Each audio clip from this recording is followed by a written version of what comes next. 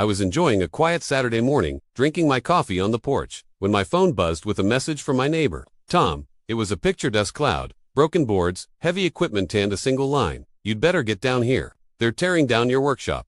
For a second I thought he was joking. My workshop. The one I built with my own hands 25 years ago. The one I used to fix old tools, restore furniture, and escape from the world when life got too loud. That workshop, I jumped in my truck and tore down the road, so fast, the gravel spit behind me. When I reached my property line, I slammed the brakes and nearly couldn't believe what I was seeing.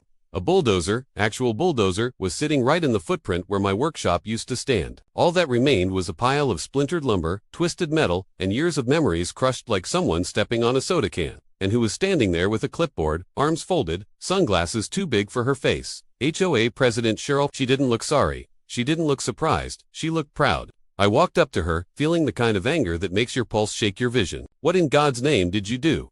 She didn't blink. Your workshop was in violation of HOA code. It didn't meet updated architectural standards, and we issued a demolition order. You issued a demolition order, I asked. For a building on my private property. A building older than the HOA itself. It was non-compliant, she said, flipping a page dramatically. We posted notices for weeks. I never saw a single one. Not taped to my door, not mailed, not emailed, not stuck under a rock, nothing. And I'm retired. I'm home every day. I looked at the ruins again. The workbench my father helped me build. The carved wooden drawers my late wife painted. The old radio I rebuilt that played 60s country every time I turned it on. All gone. Cheryl cleared her throat. We expect you to remove the debris within 10 days. That was it. That was the moment something inside me clicked. The same click a man hears when he realizes the line between patience and payback has snapped clean in two. I didn't yell, didn't cause a scene. I just turned around, walked back to my truck, and drove straight to the county office. See, unlike the HOA, the county actually keeps records. Old ones, including the land survey from 1983, when the property lines were legally marked. And that survey showed something the HOA never bothered to check before bringing in their bulldozer.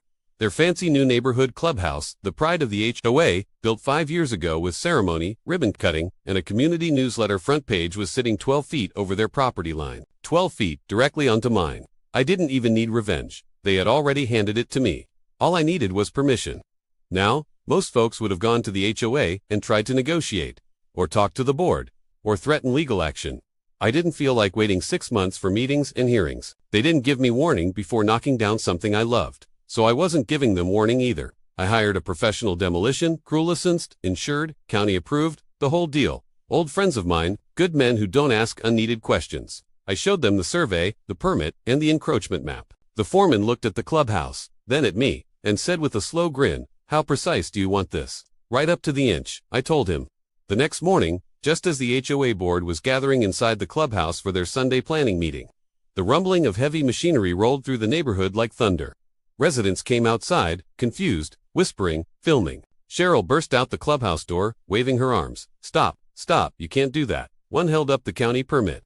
"Your clubhouse is on my land, so I'm removing the part that isn't yours." The crew didn't touch the entire building. No, that would have been too easy.